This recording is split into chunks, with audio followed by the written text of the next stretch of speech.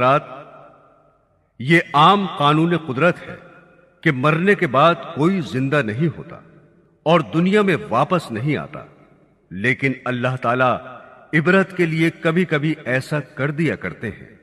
ہر دور میں کوئی نہ کوئی ایسا واقعہ پیش آتا رہا ہے، یہاں تک کہ کوئی زندہ ہو گیا اور اس نے مرنے کے بعد کا حال سنایا اور پھر مر گیا۔ اسی قسم کا عذاب قبر سے متعلق ایک واقعہ گلگت میں پیش آیا۔ ایک شخص قبرستان کے پاس سے گزر رہا تھا۔ اس نے کسی قبر سے یہ آواز سنی کہ مجھے نکالو، میں زندہ ہوں۔ جب ایک دو مرتبہ اس نے آواز سنی تو اس نے یہ سمجھا کہ یہ میرا وہم اور خیال ہے، کوئی آواز نہیں آ رہی ہے۔ لیکن جب مسلسل اس نے یہ آواز سنی تو اس کو یقین ہونے لگا۔ چنانچہ قریب میں ایک بستی تھی، وہ شخص اس میں آیا اور لوگوں کو اس آواز کے بارے میں بتا کر کہا کہ تم بھی چلو اور اس آواز کو سنو۔ چنانچہ کچھ لوگ اس کے ساتھ آئے، انہوں نے بھی یہی آواز سنی اور سب نے یقین کر لیا کہ واقعی یہ آواز قبر سے آ رہی ہے۔ اب یقین ہونے کے بعد ان لوگوں کو مسئلہ پوچھنے کی فکر ہوئی کہ پہلے علماء سے یہ مسئلہ معلوم کرو کہ قبر کھولنا جائز ہے یا نہیں۔ چنانچہ وہ لوگ محلے کی مسجد کے امام صاحب کے پاس گئے اور ان سے کہا کہ اس طرح قبر سے آواز آ رہی ہے اور میت یہ کہہ رہی ہے کہ مجھے قبر سے باہر نکالو، میں زندہ ہوں۔ امام صاحب نے فرمایا، اگر تمہیں اس کے زندہ ہونے کا یقین ہو گیا ہے تو قبر کو کھول لو اور اس کو باہر نکال لو۔ چنانچہ یہ لوگ ہمت کر کے قبرستان گئے اور جا کر قبر کھولی۔ اب جو ہی تختہ ہٹایا تو دیکھا اندر ایک عورت ننگی بیٹھی ہوئی ہے اور اس کا کفن گل چکا ہے، اور وہ عورت کہہ رہی ہے، جلدی سے میرے گھر سے میرے کپڑے لاؤ، میں کپڑے پہن کر باہر نکلوں گی۔ چنانچہ یہ لوگ فوراً دوڑ کر اس کے گھر گئے اور جا کر اس کے گھر والوں کو یہ واقعہ بتایا اور اس کے کپڑے چادر وغیرہ لے کر آئے اور لا کر قبر کے اندر پھینک دیے۔ اس عورت نے ان کپڑوں کو پہنا اور چادر اپنے اوپر ڈالی اور پھر تیزی سے بجلی کی طرح اپنی قبر سے نکلی اور دوڑتی ہوئی اپنے گھر کی طرف بھاگی۔ گھر جا کر ایک کمرے میں چھپ کر اندر سے کنڈی لگا لی۔ اب جو لوگ قبرستان آئے تھے دوڑ کر اس کے گھر پہنچے، ان کو وہاں جا کر معلوم ہوا کہ اس نے اپنے کمرے کے اندر سے کنڈی لگا رکھی ہے۔ ان لوگوں نے دستک دی کہ کنڈی کھولو۔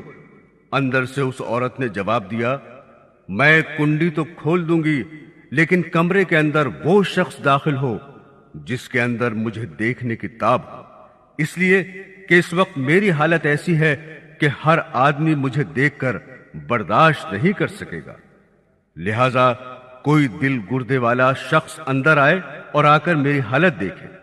اب سب لوگ اندر جانے سے ڈر رہے تھے، مگر دو چار آدمی جو مضبوط دل والے تھے انہوں نے کہا کہ تم کنڈی کھولو، ہم اندر آئیں گے۔ چنانچہ اس نے کنڈی کھول دی اور لوگ اندر چلے گئے۔ اندر وہ عورت اپنے آپ کو چادر میں چھپائے بیٹھی ہوئی تھی۔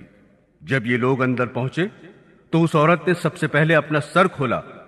ان لوگوں نے دیکھا کہ اس کے سر پر ایک بھی بال نہیں ہے، وہ بالکل خالی کھوپڑی ہے، نہ اس پر بال ہیں نہ کھال ہے، صرف خالی ہڈی ہڈی ہے۔ لوگوں نے اس سے پوچھا، تیرے بال کہاں گئے؟ اس عورت نے جواب دیا کہ جب میں زندہ تھی تو ننگے سر گھر سے باہر نکلا کرتی تھی، پھر مرنے کے بعد جب میں قبر میں لائی گئی تو فرشتوں نے میرا ایک ایک بال نوچا، اور اس نوچنے کے نتیجے میں بال کے ساتھ کھال بھی نکل گئی۔ اب میرے سر پر نہ بال ہیں نہ کھال ہے۔ اس کے بعد اس عورت نے اپنا منہ کھولا۔ جب لوگوں نے اس کا منہ دیکھا تو اتنا خوفناک ہو چکا تھا کہ سوائے دانتوں کے کچھ نظر نہیں آیا۔ نہ اوپر کا ہونٹ موجود تھا نہ نیچے کا ہونٹ موجود تھا، بلکہ 32 کے 32 دانت سامنے جڑے ہوئے نظر آ رہے تھے۔ سوچئے، اگر کسی انسان کے صرف دانت ہی دانت نظر آئیں تو کتنا ڈر اور خوف معلوم ہوتا ہے۔ اب ان لوگوں نے اس عورت سے پوچھا، تیرے ہونٹ کہاں گئے؟ اس عورت نے جواب دیا، میں اپنے ہونٹوں پر لپسٹک لگا کر نامحرم مردوں کے سامنے جایا کرتی تھی، اس کی سزا میں میرے ہونٹ کاٹ لیے گئے، اس لیے اب میرے چہرے پر ہونٹ نہیں ہیں۔ پھر اس عورت نے اپنے ہاتھ اور پیروں کی انگلیاں کھولی، لوگوں نے دیکھا کہ اس کے ہاتھ اور پیروں کی انگلیوں میں ایک بھی ناخن نہیں تھا، تمام انگلیوں کے ناخن غائب تھے۔ اس سے پوچھا، تیری انگلیوں کے ناخن کہاں گئے؟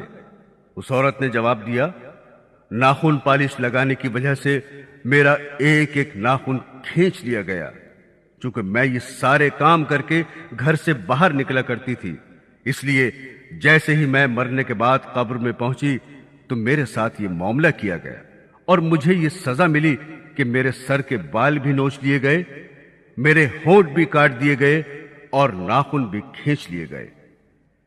اتنی باتیں کرنے کے بعد وہ بے ہوش ہو گئی اور مردہ بے جان ہو گئی جیسے لاش ہوتی ہے۔ چنانچہ ان لوگوں نے دوبارہ اس کو قبرستان میں پہنچا دیا۔ محترم خواتین، اللہ تعالیٰ کو یہ عبرت دکھانی مقصود تھی کہ دیکھو اس عورت کا کیا انجام ہوا اور اس کو کتنا ہولناک عذاب دیا گیا۔ بے پردہ خواتین اس واقعے سے عبرت لیں اور ان گناہوں سے توبہ کریں۔